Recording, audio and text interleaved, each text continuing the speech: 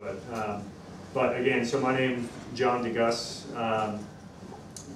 Yeah, you know, if anybody else comes in and they ask what's going on, or what, like, I'm more than happy to interrupt and we can reintroduce or whatever. I know people tend to filter in late for this stuff, but John DeGus, I'm a lieutenant in the United States Navy, and I'm a second-year resident in family medicine at Naval Hospital Camp Pendleton. So part of the reason why I like family medicine is because in the Navy, especially, is you're basically you're full scope. You get to do everything. You know, family medicine in the civilian world, you don't necessarily get to do that. OB is pretty much out of the picture for a lot of family medicine docs. In the Navy, they pretty much expect you to do it.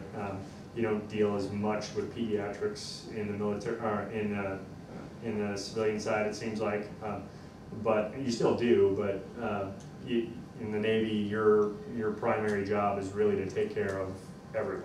You know, so you take care of all the family members. Depending on your job or your specific unit, you're taking care of the active duty members as well. Take care of retirees. So I mean, I really like that because as I was kind of joking with today, and with my attending today, and as it exemplified by my last two rotations, I deal with everything from like conception to death. And right now I'm on hospice. Last month I was doing OB and delivering babies.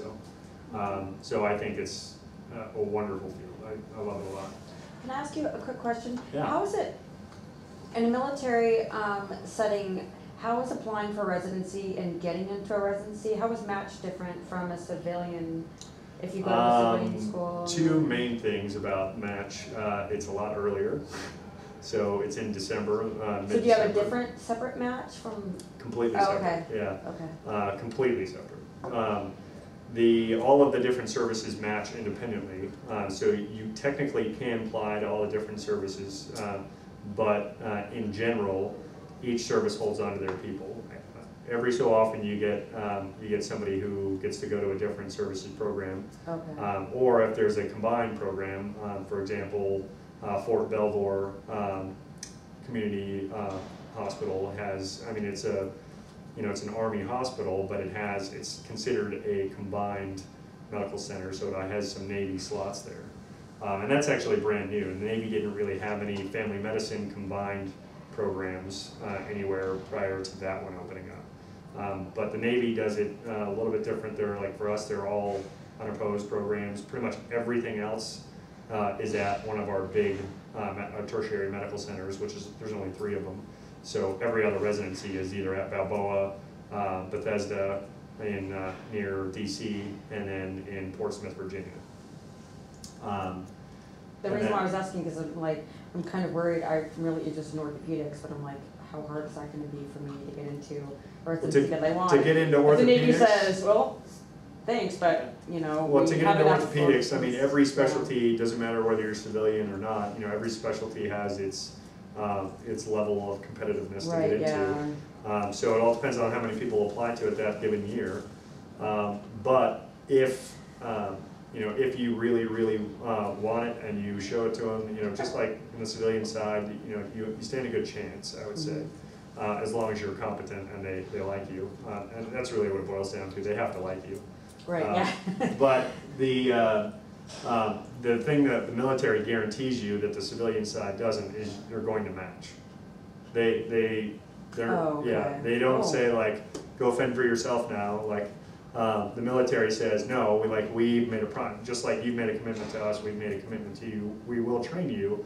It may not be in your first choice, but we will train you. Yeah. So. I mean, if you're applying for neurosurgery, you Yeah. have to expect that, Yeah. you know, the chances are that you're not going to get it just because there's 1 slot per year Right, for yeah. all of the military for neurosurgery. Right, Like yeah. 1 slot, which sucks. Yeah. And I have a friend actually in my family medicine program that she's dead set on doing neurosurgery. She really likes family medicine. She got accepted to a civilian neurosurgery program and the Navy would not let her go. Yeah, I've heard that too. So that's the one downside. Yeah. Now, most of the time, I will say that's a really abnormal situation. I really like my friend, don't get me wrong. Yeah. But I think it's more of a thing that the Navy says, no, we don't want you to be a neurosurgeon for us. Right, yeah. You can go do that once you get done with your commitment to us. Like, Right. and she's Okay. going to, which is fine, but. I have a question. So Yeah. just to clarify, I believe so. If you when you do residency, you can only do a military residency, or it can also be a civilian residency, but by the military's choosing. That's, so you can do civilian residencies. Part of the reason why the match day for us is in December is to allow you time to then apply to civilian residencies if you didn't get what you want. Okay. However, you know, if that's something you're dead set on, then you should think about that before you select your medical school as well, because if you go to USUHS, the chances of you going to a civilian residency program are slim to none. Because they've already spent a buttload of money to train you. They're not going to let somebody else continue that training. It's just kind of the way they think about it. But that being said, I do have a classmate that did it. But most people kind of go with the assumption that, oh yeah, I'm going to go to a military training program. As long as you do that, you're fine.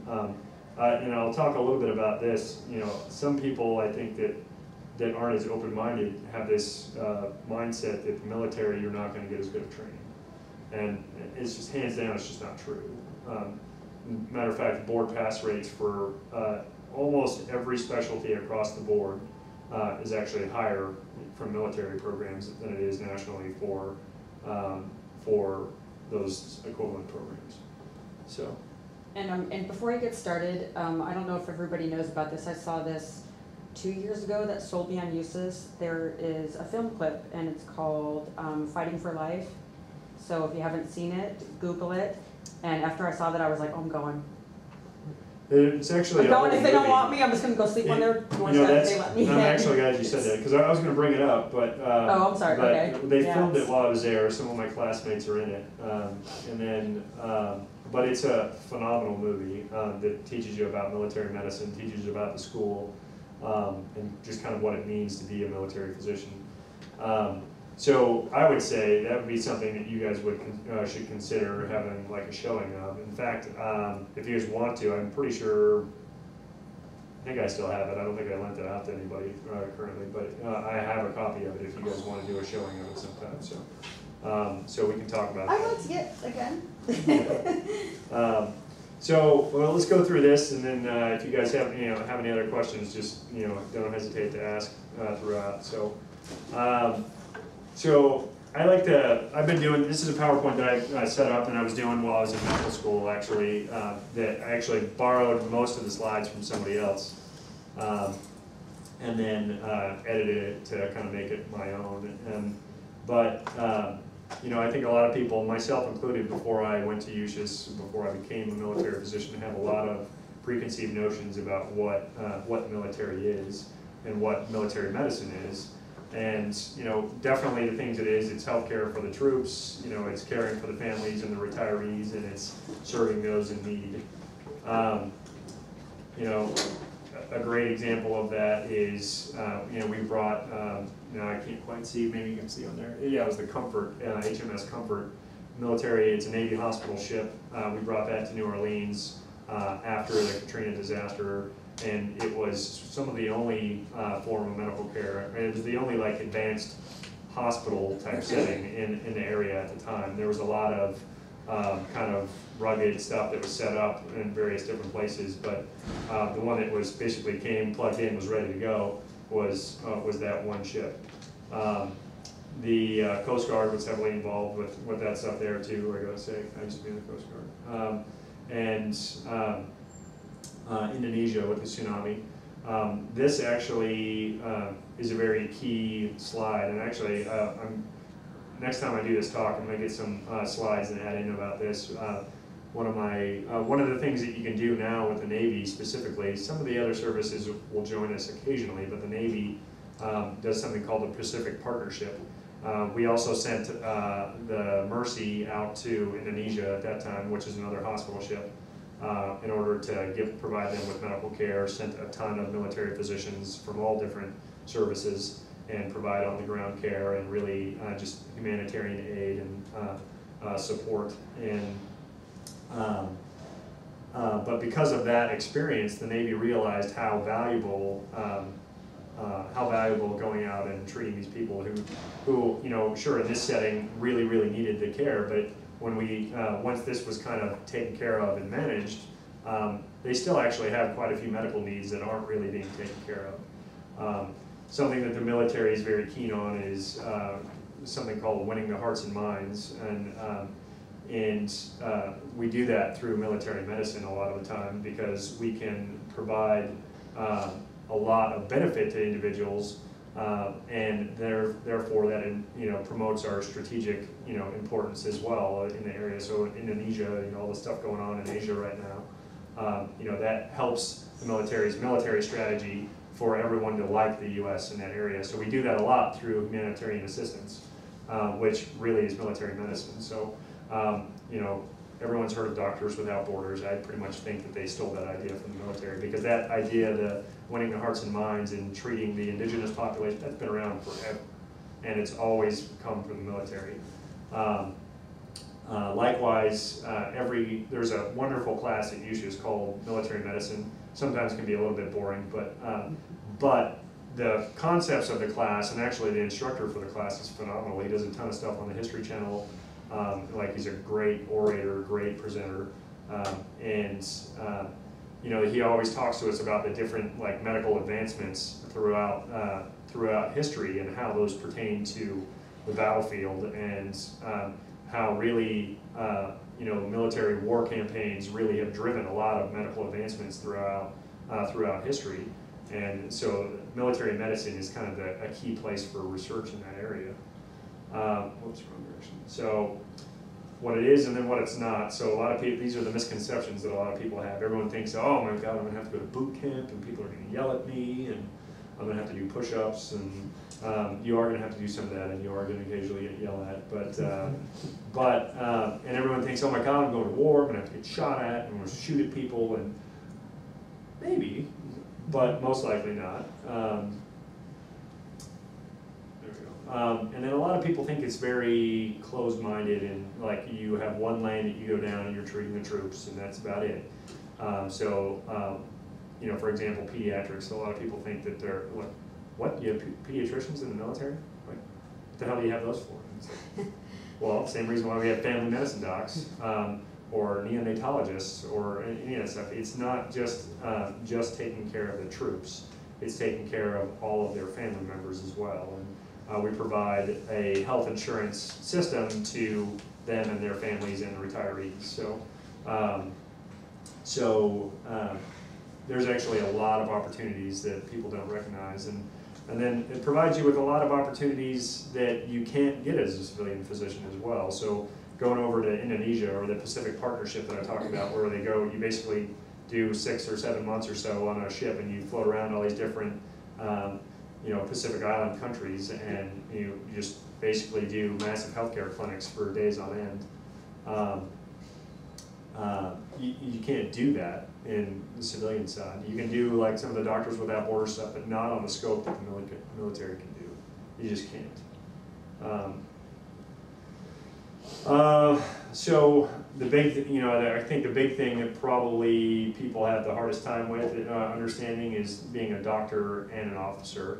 And a lot of people feel that those two things can be in conflict with each other, because you know, when I go to, not that I've been, but when I do go to a war zone, I'm going to be a naval officer, and I'm going to be expected to, you know, uphold certain rules and standards, and be there, you know, in the tradition of military officer. But at the same time, my job, my only role there is to be a physician.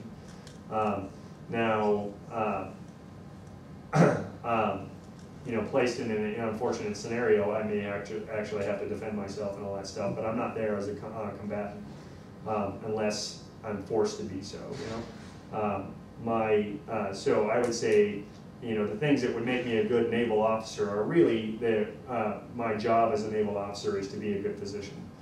So it's really, you know, how do I best serve my job as a physician and to take care of my patients, whether they're the enemy that we're treating or our own troops. So, and that's, I think, probably the #1 scenario that people think of with how can I be a naval officer and treat the enemy population when they're wounded and still, still fulfill my job as a physician? Well, you just do it because you have to make a few separations there. Insurance, that's a little bit obvious, I think.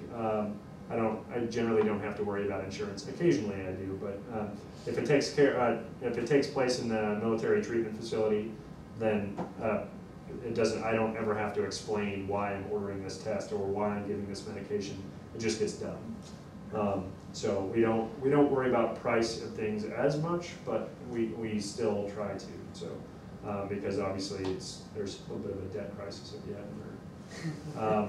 And then all of the different places that you'll go and the different things that you'll get to do, that's just sort of a point of things that I've already made.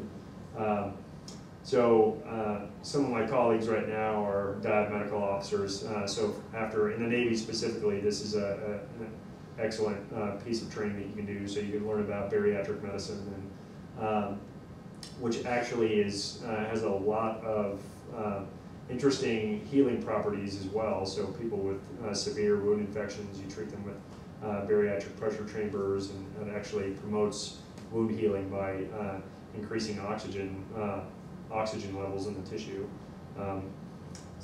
Cold weather medicine, things that you're most likely not going to see in the civilian side. Aerospace medicine. You just don't do that at the same level in the civilian side. You just don't. And then obviously combat medicine. This is the back of I think it's, I don't know. It's not a C5. It's not big enough, and it's not a C-130 because it's bigger than that because I used to be on C-130s. So I'm not sure. And then aerospace medicine is, a subgroup of that is obviously involved with NASA. These are just also some cool pictures, special ops type stuff you do. So really, how do you get into military medicine is mostly one of two ways. There are a couple of other things that I've actually heard about recently that I didn't even know about until about 2 or 3 months ago. You go through the same process that you do for every other medical school or whatever. So you need to be able to get accepted to medical school. You got to either go to a civilian school or you go to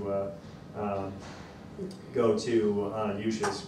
But you get your undergraduate degree, you take the MCAT, you apply through the MCAS, you do the interview. Same as everyone else. And then really the two primary ways are the Health Professional Scholarship Program, the Uniformed Services University. So I actually really love this slide. This guy was an instructor of mine in first year med school in an anatomy class. And he was the first guy to ever successfully implant an artificial heart. And he was just the coolest guy to talk to. So he first started he was a guest instructor for several years, and he started actually coming there more full time during my year. And we had in my cadaver group, there was only 4 students per cadaver, and we had this guy that had all these different bypasses, and at the time I had no clue what was going on or what any of that stuff looked like. I just realized that it was not what my little anatomy textbook said it would look like. And so I said, hey, I'm going to go get that heart doctor guy and ask him to come explain to us what's going on. And he comes over and he goes, oh yeah, and he tells us about all the different bypasses this guy had had. And he goes, oh, you guys haven't actually dissected the heart out yet. And you were supposed to, according to the lab that we were following, you were supposed to dissect it all the way out, basically set it on the table and then kind of look at everything else. And he's standing in between me and this girl, and he nudges, the only girl in the group, he like nudges her and he goes, rip it out. And she's like, what? And he's like, go ahead, rip it out. And we're all looking at him like, what? So she like sticks her hands on the heart, and he's just like, sticks his hands on her hands and then rips it out. Like, because it basically hadn't dissected through any of the great vessels for the thing. And I mean, he literally like ripped it out of the chest, and he goes, see, it comes right out, just like the Temple of Doom. And me and my buddy about died laughing. Like, he was like the coolest guy to talk to. So yeah, Dr. Bill DeVries. So, somewhat about what you were asking about before. Am I going to be forced to do a specialty that I don't want? You know, I think the way that I had this slide set up was really more to talk about the availability of different things, not so much the not so much that it answers your question, but at least I hope I answered your question, and we'll kind of get I'll try to answer that a little bit more if I didn't. But if there's a specialty that you want to do, the chances are the military has it. This is not by any means an exhaustive list. So if there's something very specific that you're thinking of, ask me about it, and I'll let you know whether or not I've come across it. One that I actually I've been meaning to add on here, because it's kind of a newer specialty, is physical medicine and rehab. I don't know if you guys are familiar with that. Army does a lot of that. The Navy does, but it's not a specialty yet. In the Army it is. Pretty much anything that you can think of is there, and then other stuff that you cannot do in anywhere else is this list here. You can technically be a flight surgeon, I think, out on the civilian side, but just not in the same regard that you're going to with the military. And then infectious disease, I put that list there as well because tropical medicine and infectious disease, because in the civilian side, infectious disease, you're really going to be an HIV doc. In the military, you're still going to see some HIV patients, but you're going to see a lot of other crazy stuff too that you just don't see. We have research labs all over the world for this stuff. I've been meaning to replace this slide with a map. And this is again not an exhaustive list, but so are you like, keen on a specific area of the country that you'd like to go to? Then we have stuff all over the place. There's obviously a lot of stuff down here in San Diego. There's a lot of stuff on the eastern seaboard. There's up in Northern California, there's quite a few things. Hawaii, overseas, there's quite a few things as well. This is by no means an exhaustive list. This is probably 25% of all the different places you could go with that. So USUHS, it's 4-year medical school, pretty much like any other one. They don't have a 5-year program. I know some schools will let you split your first year in half. They do allow you, if you struggle through a specific year, you can apply to ask to basically repeat a year, but not something I would recommend. The unique thing about it is it's absolutely free as far as in dollars terms to you, which is quite unique.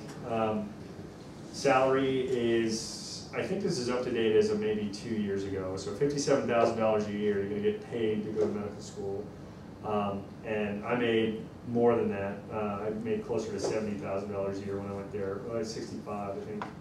Maybe it went up to close to 70 by the time I finished, but because of my prior service time, so I got paid a little bit more. This is including your base pay, your housing allowance, your subsistence allowance, all this stuff together, and it's free. So I thought about that a little bit more, and I was like, are you kidding? Like, why would I do anything different? But do you go in as an ensign, or what do you go in as? Okay. Well, it depends on what service you're in. Oh, that's ensign true. is only Navy. I forgot there was Army. Yeah, so there's Air Army, Force. Air Force, Navy, and Public Health Service. Okay. You're active duty, so you wear a uniform to school every day. There's a couple of scenarios where you don't, but they're generally few and far between. Active duty also means you get your performance evaluations done every year, so that they're called fit reps in the Navy. I don't even know what the hell they're called in the other services because I'm not in the other services. So you get those done every year, and which means you have to do the physical fitness tests and stuff. In the Air Force, I think that's once a year because they're really lackadaisical, and for us it's twice a year, and the Army is twice a year. Public Health Service, they don't ever do them. And you get a lot of different courses as well. I already talked to you a little bit about the military medicine or medical history course. The leadership course I thought was kind of interesting. That takes place during your first year, and you go through a lot of like team building stuff. The Battle of Antietam. Anybody know the significance of that? Civil War battle. Turning point of the Civil War. No, not quite. The bloodiest battle in history of the United States, throughout every war we've ever been in. It's like an hour's drive from where I went to school at, so we went up there, and you know, you would think that's significance enough, but it was actually also because of the length. It was a several day long battle, but the significance, you know, you get tested out as a medic as well, which obviously not quite as important as being, you know, for what I'm going to do. I'm not going to be doing that on a daily basis, but you need to understand what they go through and respect, you know, that they're got bullets whizzing past their head as they're going to bring you these wounded soldiers back. In between your first and second year, if you go to USUHS, you do a summer experience. So depending on what service you join, you basically go and do something non-medical with that service. Some people went on to submarines, some people went on to an aircraft carrier, other people went to, you know, like Special Operations Command for the Army or whatever. They did all kinds of different stuff.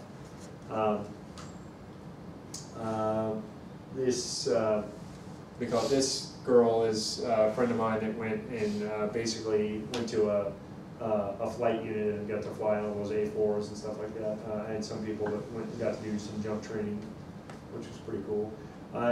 Since I was prior service, they just said, yeah, go do something, just not something that doesn't cost us very much money because you already know the service. So I was like, eh. So I basically went and did research instead, so because it didn't cost anything.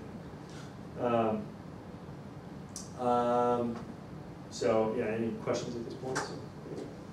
If you get into USUHS, can you transfer between branches? Can you what? Can you transfer between branches? You can. It's kind of like cutting your arm off, though. And the scenario, the easiest way to do it is find somebody in that branch of service that wants to trade into your branch of service, because then it's just to them the commitment is the same, because that service is paying for your schooling. Right. So they don't want to let you go. Now, occasionally they'll bend the rules or break the rules a little bit for very special circumstances. So I had some classmates that one was in the Army, one was in the Air Force, and they got married, and they obviously want to stay co-located, so it's a little easier if they're in the same service. So. Gotcha. And that's probably the #1 reason why, but usually they just try to do a one-for-one trade, and it sort of equals out, but a couple of people end up on the, one service will end up plus, and one service will end up minus, here and there, so. I'm trying to think, every so often somebody's able to change for a different reason, so. I would say, I went to USUHS, and I went to the the day that you actually have to give them your preferences for what service is the day that you interview. And I went there with the intention of becoming an Air Force physician. I was an airplane mechanic in the Coast Guard, although it's the same rank structure as the Coast Guard for the Navy. But I was used to the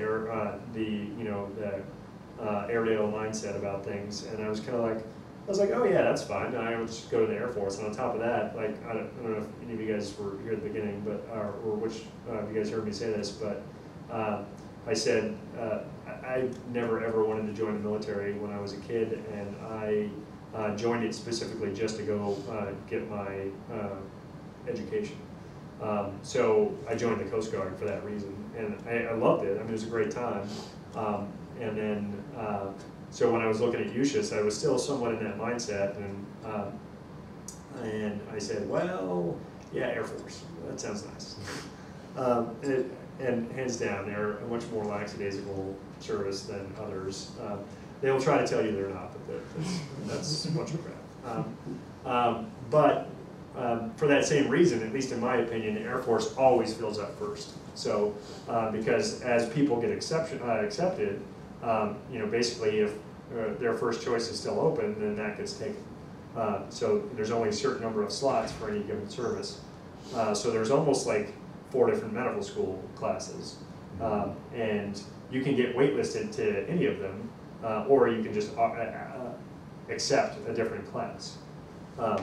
So my first choice was Air Force, and they notified me that I was like conditionally accepted based on, you know, or like I still had to have my medical waiver done or whatever, but which was silly because I was already in the military at the time. I was still in the reserve, so I was like, I don't need one of those. But they finally saw that and just said, oh yeah, okay, fine, you're accepted. But even with the conditional acceptance, you take up a spot in the class until you're, whatever the reason for the conditional thing is either approved or disapproved. But they said, yeah, all the Air Force slots are taken up. Now, we can give you your second choice, Navy, right now, or you can be on the wait list. And I said, well, how many people are ahead of me on the wait list? I can't tell you that. And I was like, Of course. so I was like, in your professional opinion, should I take the Navy spot, or do I have a good chance at getting an Air Force spot? And they said, well, you're like, it's still really early, because it was last week of January. They were like, it's still really early, so most likely you get accepted still if you went on the wait list, because enough, you know, like I said, people have a lot of preconceived notions about the military. So the wait list is usually quite deep at our school, and they go through a lot of people on it. So for whatever reason, a lot of people just decide to go, this is their safety school, which I think is an absolute mistake because they don't know what they're missing out. But, you know, for that reason, you know, it's important for you guys to know that a lot of people will do that. And therefore, if you get waitlisted, that's not the end of the world. I had somebody that was like on the end of the second wait list for Army, which is like the last class to fill up, and still, he still got accepted. So, and he's a phenomenal guy, a phenomenal physician. So I was kind of like, do I want to wait until like June or July to find out that I'm accepted, you know, potentially, or do I want to just freaking know right now? So I said, I'd rather just know right now. That's kind of nice, thank you. So I was like, I'll just take the Navy slot, thanks. And you know, and I thought about it, and I was like, you know, I'm more like the Navy than I am the Air Force, being in the Coast Guard. It's the same rank structure, same lingo, kind of just the whole service is set up in the same traditions. So I was like, it makes more sense for me to be in the Navy. So I told myself it was going to be fine, and then I got to med school, and I was like, oh my God, I'm so glad I went with the Navy. Because there's just, unless you've been in the military, there's just certain nuances that you just don't understand. And until you get in that setting, there's other things that you're not going to understand. I didn't realize how many more opportunities there are in Navy medicine than there are in the Air Force medicine. I would say, base it off the size of the service. Hands down, Army is the biggest.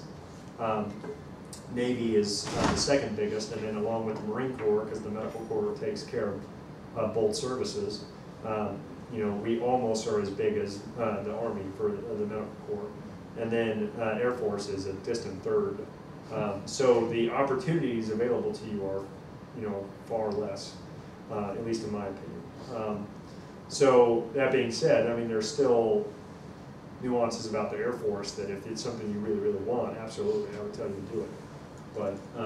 But you know, if you wanted to maximize your potential opportunities, Army would be the #1 way to go.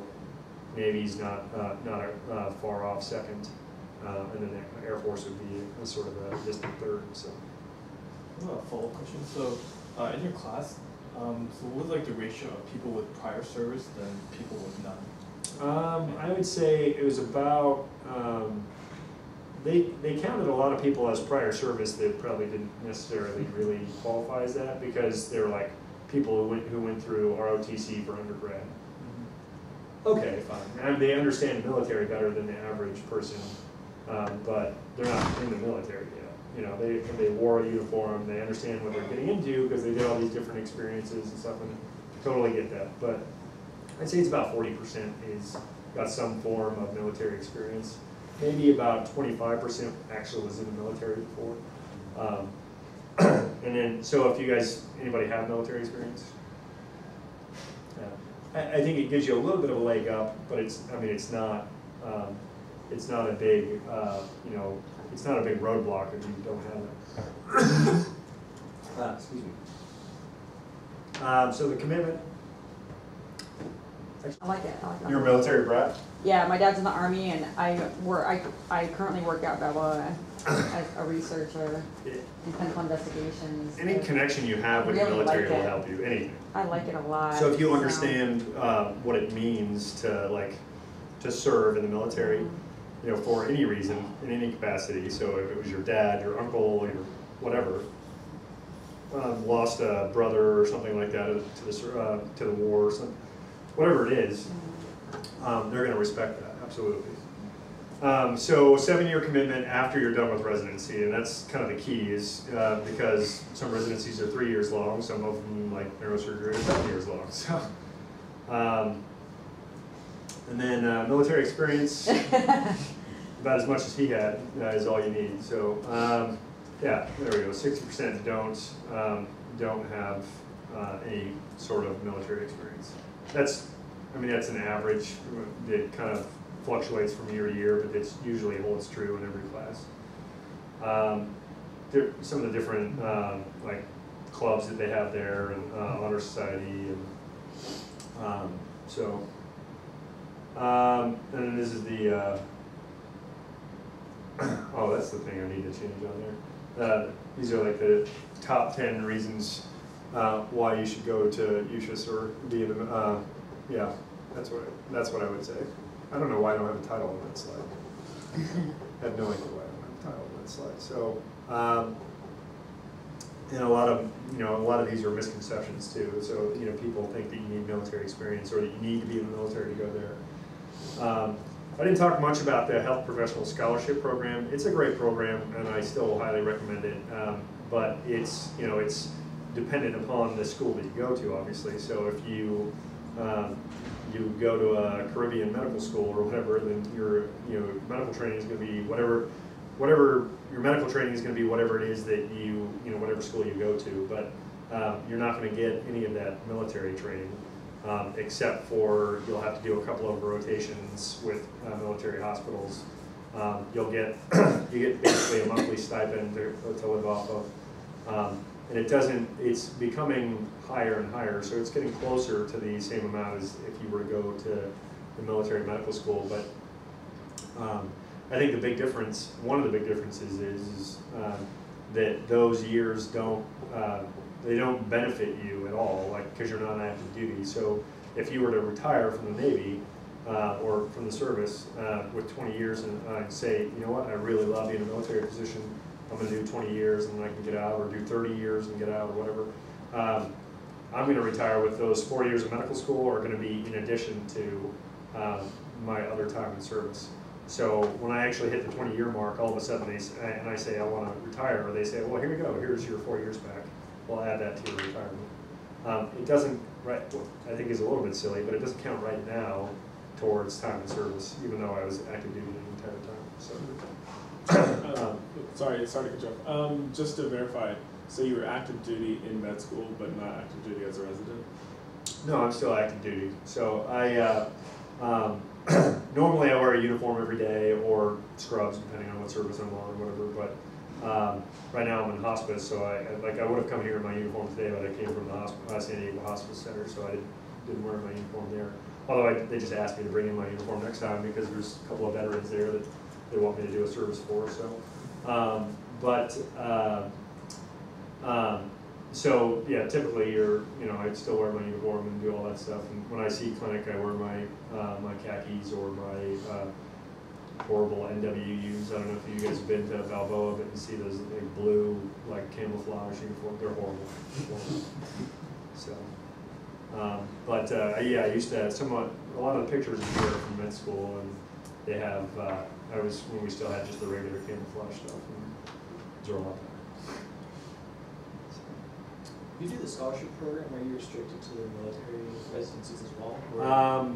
Primarily, yes, but it's a little bit easier to go out to a civilian residency. And oh yeah, Graduation? yeah. Well, No. Actually, this one, oh, you know what, Oh. that's why. This one's not my, I gave you the wrong one. So this is, that's actually, the guy in the center there, Ted Utz, is, he's at dive training right now. He was a classmate of mine in med school, and he was an ENT intern here at Balboa.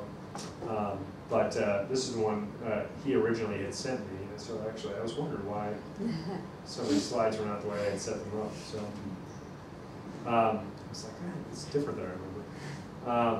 I mean, I hadn't done it since October, but but yeah, that's one of our dress uniforms, and those are, he was before he went to med school. These were a bunch of his ROTC students, so he was like a ROTC coordinator basically.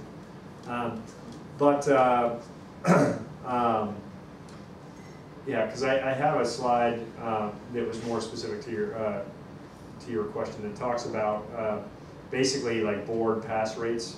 I think, I don't know what they are in the last couple of years, but because this was from when I was in medical school, is where I got the statistics from, or when I got the statistics. Board pass rates for all the different specialties across the military. There was only 2 that weren't above the national average. So, I mean, arguably they're doing a lot better in the military as a whole than they are out the civilian side. Now, obviously, there are certain civilian ones that are probably doing better than us, but so if you wanted to go to one of them specifically, sure. But the military actually gives you quite a bit of excellent training, and I think they focus. Military is its entire world revolves around training, so I think they do a really good job about that. So. I think I went to one of the HSPS meetings. They said they apply to at least 5, if you're in the Navy, 5 residencies, and if you don't match any of the 5, then they can do the civilian ones. But if you make at least one of them, then I think you're obligated, unless you're. Yeah, that's their general rule, but there's yeah, I'm sure bed rules all the yeah. time. The caveat to that is, like I was saying, you get accepted to neurosurgery at Johns Hopkins, probably not going to say no. But, so I had like the one classmate that I had that went to from USUHS, which is nearly unheard of, went to a civilian residency, was because he actually has trouble. He had a lot of trouble with standardized tests.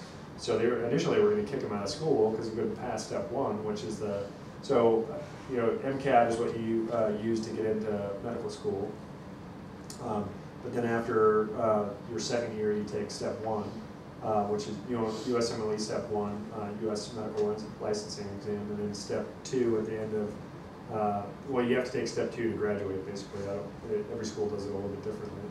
And then step 3 you take during your intern year. And then you can apply for your license after you graduate internship. He had a lot of trouble passing step 1 the first time, and they pay for you to take these tests.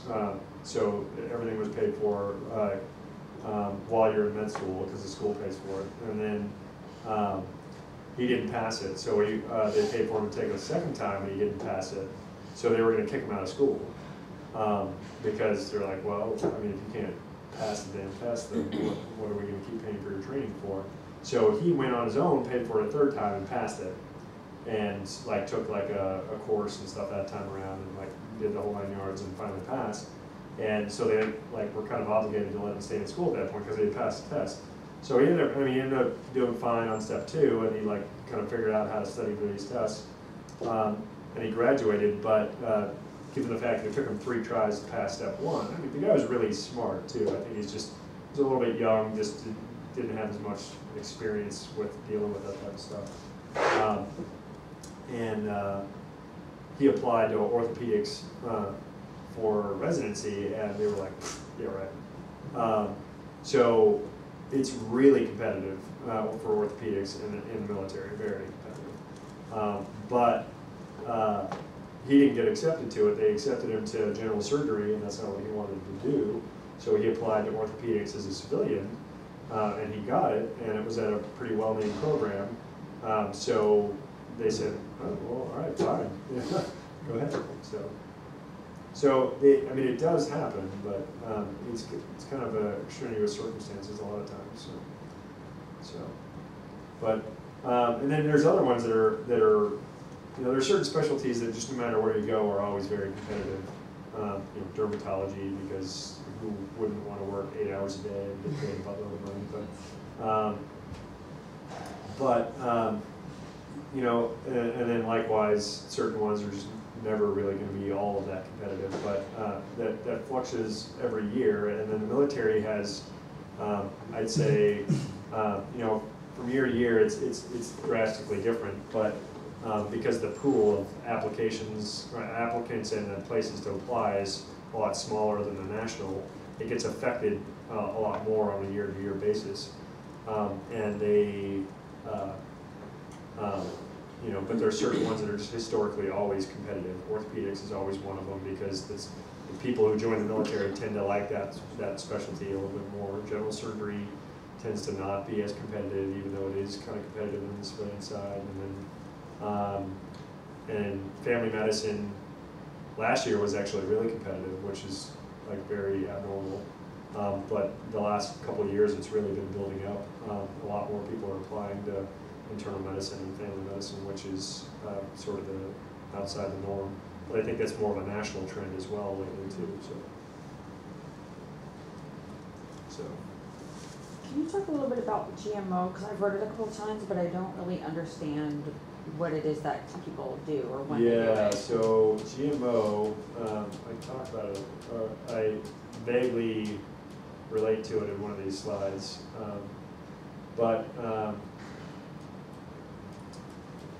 Do you get to choose what you do, or? Those are, well, actually the top three are GMO type billets. Tropical medicine, infectious disease is obviously like a regular medical specialty or whatever, but it's a fellowship after internal medicine. But for flight surgery, undersea medicine, dive medicine, and then general medical officer, are all kind of fall under the same category. Navy is really the only one that does it anymore. There are, again, rare exceptions for the Army and the Air Force.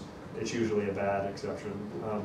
But what it is the Navy depends heavily on, or at least historically has depended heavily on these types of tours. For when you finish your internship, you get your license, and then you go out and you act as a general practitioner, basically, for a group of Marines or at a flight unit or you know, Do you have doing to do dive that, stuff. or oh, okay. No. I For went some straight reason through. that was my understanding, is that after your internship, Any- then they make you do this, and I'm like, You probably heard to that do from that. an Army or an Air Force recruiter.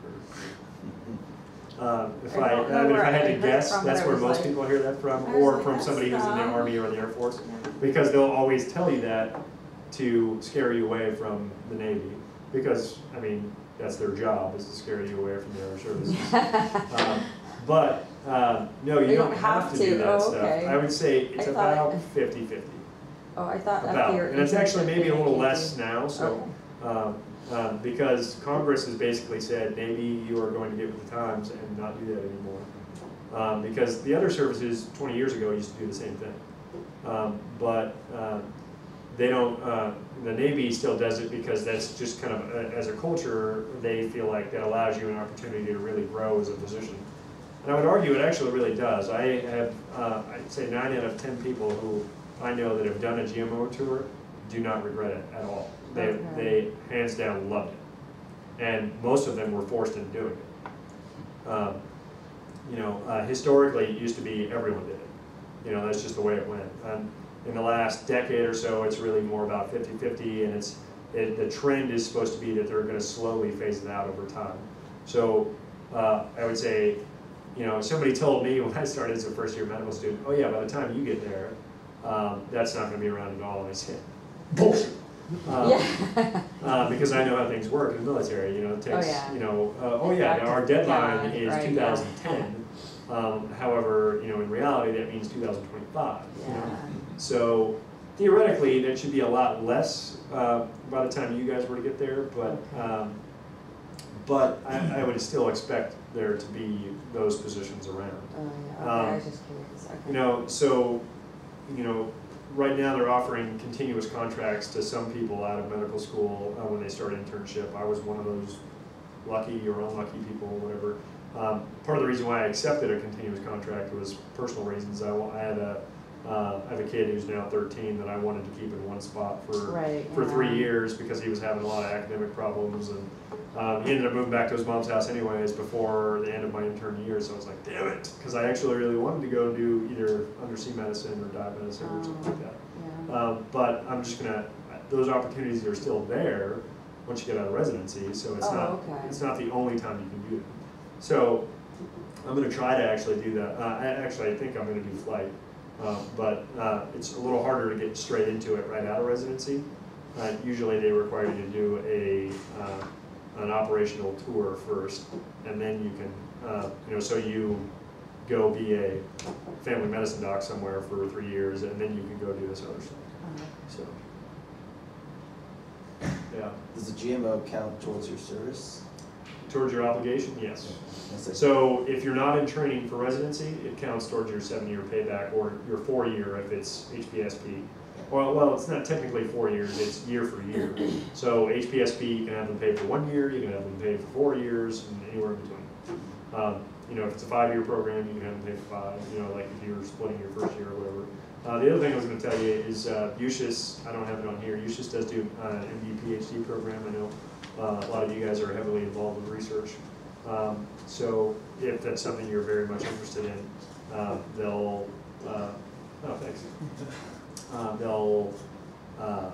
put you through that, and that's a 7-year program. So, but the commitment is the same though. So because you're not active duty except for the last 4 years of it, so you'll still get paid. You get like a stipend the first 3 years, and that's basically when you're doing all your graduate work. The first year you're there, you do a lot of the medical school classes, and then you basically spend the rest of your time after that doing all of your graduate work for your PhD, and then once you're done with that, you obviously don't get your PhD right away or whatever, but because you still got to finish the whole program. I think if you were to drop out, you could get you would, but if you were to drop out of the MD part, but then you start in with back into the first year medical school classes again. Any of the ones that you took and successfully passed during your first year of that other thing, you actually don't have to repeat. So that's kind of cool. And then they also have a post-bac program so that they will basically allow you to kind of come and take half of the first year classes, and then it's pretty much an automatic acceptance as long as you pass all those classes. And I think they typically offer that to minorities, so I think that means you're out. Unless, I don't know, unless you have some minority out. But they meant I was out, but the rest of you guys were out. So, not that I got straight in, so I wasn't worried about it. But it is a good program, though. So they usually have about 2 to 3 people a year that do it. So. As undergraduates, what do you think would make us stand out in the application process? I would really say your commitment to service, because the whole process of that school, or the whole thought process behind that school is really, being willing to serve others. I think their motto is caring for those in harm's way. And the other kind of broader motto of the military is serving those in need, and as well as for USUHS. So really, if you demonstrate a commitment to service, just like medicine as a broader concept, they're going to respect that.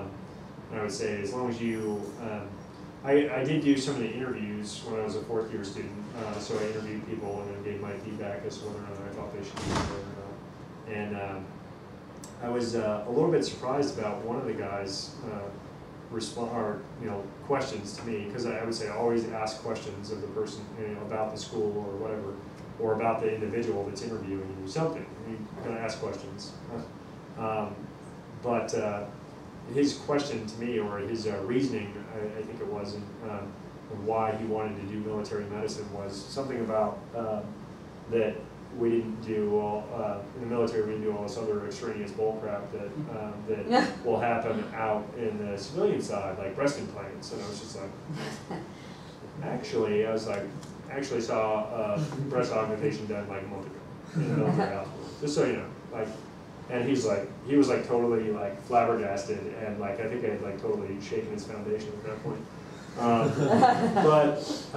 Because I think the mistake that he was making, and I actually, I said, you know, on paper he looks like a very, you know, somebody who would very much fit in there. I said, you know, as on an interpersonal level, you know, even though he probably got accepted anyways, on an interpersonal level, I didn't think that he was a good fit. So I think you really just have to still present yourself with an open mind and being willing to adapt and overcome, you know, any obstacle or whatever. So as long as they see that you are open and not rigid in your line of thinking, they're going to appreciate that. So. Speaking of open-mindedness, how much did USUHS widen your global view of medicine? You know, a lot actually. I went to USUHS with the expectation that I was going to become a surgeon. Obviously, I'm not a surgeon.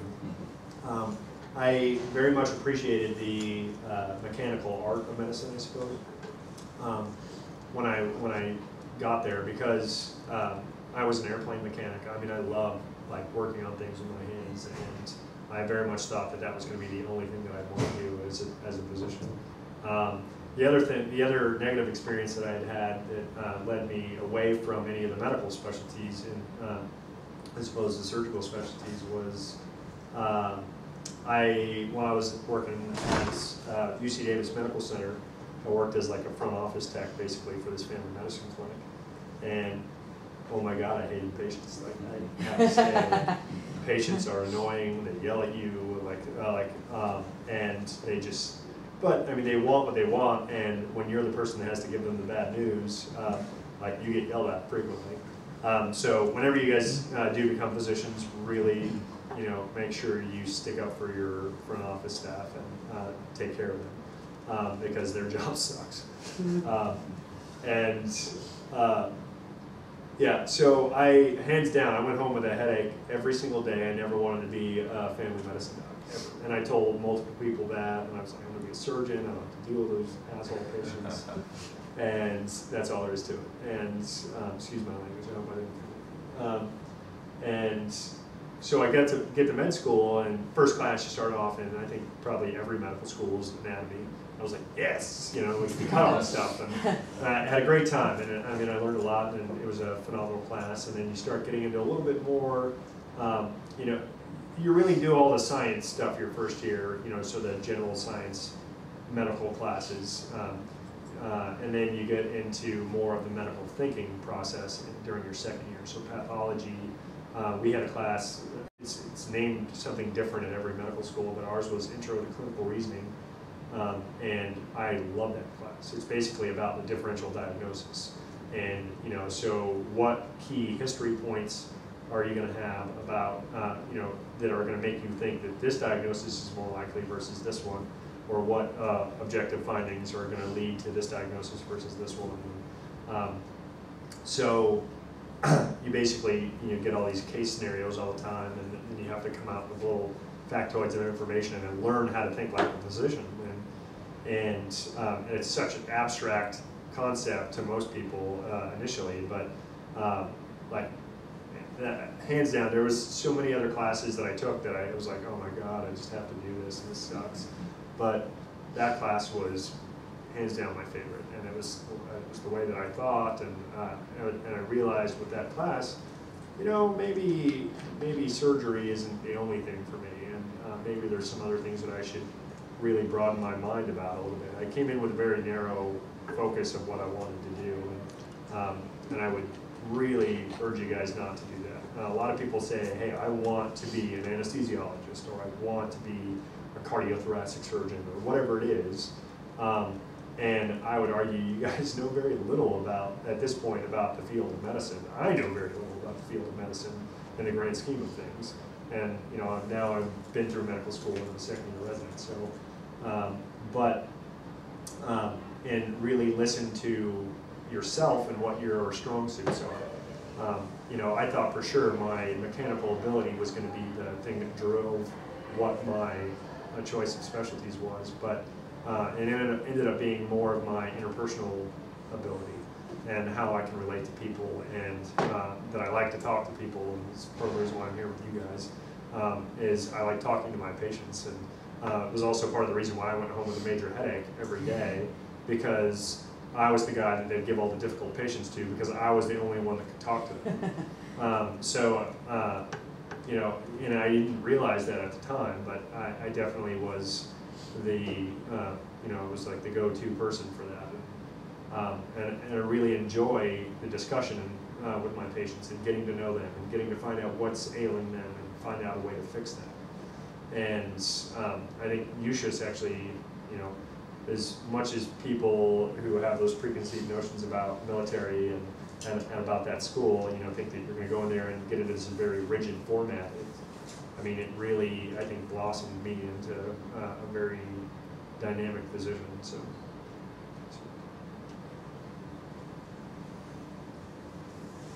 Did you have any classmates who were either married or committed relationships, and how did they handle it in the military setting? I got, yeah, we had a lot of classmates that were married. I'd say disproportionately. So because the average, I think the average age group for the average age of people in USUHS is a couple of years older than every other medical school in the country. The percentage of people who are married is a lot higher, probably about twice as much. I think usually that's around 15 to 20% for most medical schools. Maybe a little bit higher than that, but I think it was probably about 40%. And by the end of medical school, you know, people had married each other and had kids, and so it was a lot higher by the end of medical school. I was single when I showed up. I got married. I met my wife during my first rotation of third year, during my general surgery rotation, which seems ridiculous, but I met her while I was on a dating website, basically, so chemistry.com, because I had no time for anything else, and especially on general surgery. And somehow I managed to actually go on the first date with her. So, but people who were married coming into it, I had classmates that had 5 kids going into medical school, and I was like, "You're insane," and they are insane. And I have, like, I mean, I just had a baby in September. And I was like, holy crap, I'm a resident now, and you know, it's difficult to deal with. But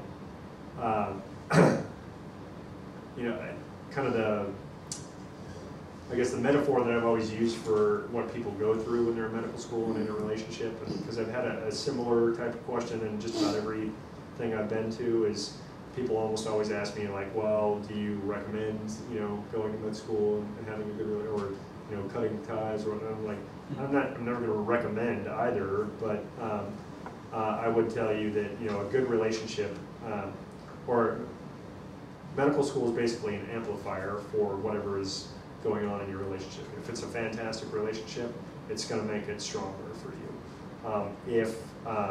You know, if it's not a good relationship, if there's a lot of weak points in it, that's going to be very, very evident.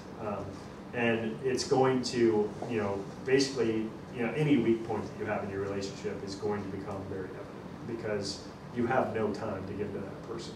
You just don't. So there's the rare individual. I mean, you might be, you know, the next William Osler or something. I don't know, but there's the rare individual that really has a ton of time to outside of class to give to other people, and that wasn't me.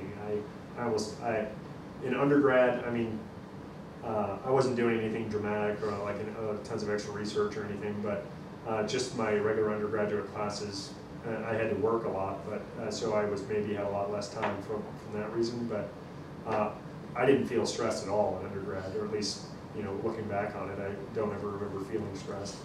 First year of med school, I felt like I was about to have a nervous breakdown most of the time. And the analogy of drinking from the fire hose is very relevant. Basically, every test that I ever took in medical school felt like finals week for all of my classes put together in undergrad. And Wow. and I was like, holy, like, so, yeah, you know, relationships are definitely difficult while you're in med school and while you're a resident. You know, my wife still like begs me for my time, and it sucks, but it's an unfortunate reality of the life that you're choosing. So I would say they have to know that going into it as well. You know? But in terms of like civilian versus military, do you have more of a choice of your locations, or is that more of a choice that they make for you? In terms Well, of, like, having both people having careers.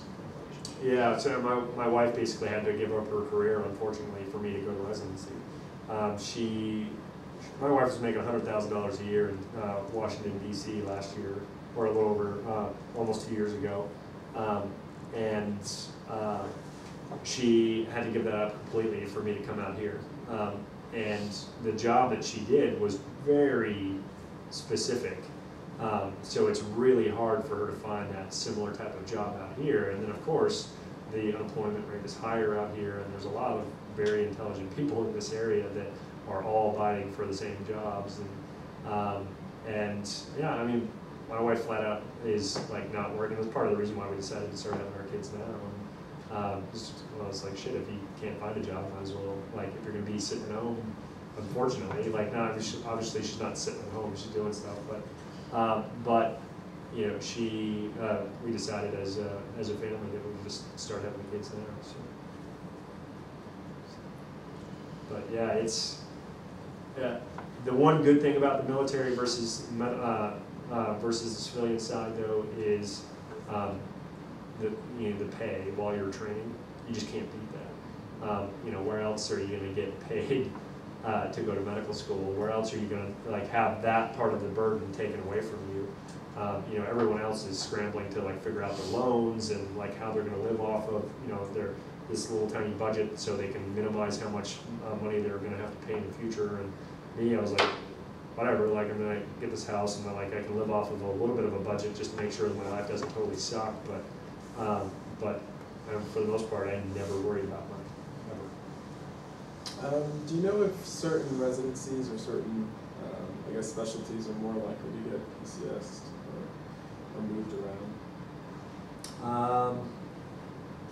I would say it's probably about equal for all of the different specialties, except for maybe primary care is maybe more likely to move more frequently because you're not at the big tertiary care centers as much as the other specialties are. So if you're very specialized, you're pretty much only going to be, in the Navy, it's like one of 3 locations. You know, so if you're a you know, get an ear fellowship in the ENT, like you're not going anywhere but Bethesda, Balboa, or Portsmouth. You know, if you're just a general ENT though, like we have ENT at Camp Pendleton, you know, we have ENT in Okinawa, so that's fine, you know. But the other side of that is that, like, primary care, like I can go to most of those places on that list. You know. These are, for the most part, where all of those specialties are going to be at, or at most of these different places. But primary care, there's clinics all over the place that I can go to, and all these different little bases and whatnot. And you know, the ones that are overseas, you go there, it's going to basically be a 2-year tour, so you're going to be more likely to move. So it really depends on location, and it depends on what your job is, and then the other part you have to remember is deployments. Right now, the op tempo is maybe trending down a little bit, but who knows what the hell's going to happen with China and Korea and all this stuff. So, you know, I've been hearing since the start of my medical training about how much I'm going to get deployed, and you know, looking at it now, by the time I'm actually done with my training, we're probably going to be coming out of Afghanistan, so the likelihood that I'm going to get deployed is a little bit less. But it's still very much there and ever present, and you know, tomorrow World War III might start, or it might start. It might have already started while we were talking. I don't know. So you know, that kind of stuff I always have to be wary of. And you know, I might get noticed. You know, if I wasn't in training, I could get noticed tomorrow that I have to be ready to go this weekend to Afghanistan. You know, that's a reality of the job that you choose when you join the military. The likelihood of that happening is very, very low. And you also have to remember, when you're the guy that gets fucked, generally, excuse my language, generally they're going to take care of you on the other side of it and say, look, we know this sucks. Like, somebody has to do it, and that guy's you this time. You pull the short straw, but we're going to make sure you get what you want later. So, you know, a good example, you go, Diego Garcia is a little tiny island out in the middle of the Pacific. Actually, I'm sorry, it's in the middle of the Indian Ocean. If you go there, and it's literally like 5 square miles, and it's a strategic base in the sense of like it's a lot of places where ships will pull in and get gas and stuff like that, and kind of restock on some basic supplies and mail drops and stuff like that. So there are some people stationed there, and unfortunately that means there are some physicians stationed there. But if you go there, it's a year-long tour. You get, I think, 60 days. You can come back throughout the year, and somebody else has to go fill in the slot for while you're gone. The Navy says, like, hey, if you go there for a year, you get to go wherever you want after that, like wherever you want. Like, so, you know, Italy, you know, but my wife is not very keen on the idea of being gone for a year, at least voluntarily, you know. So I probably won't be going.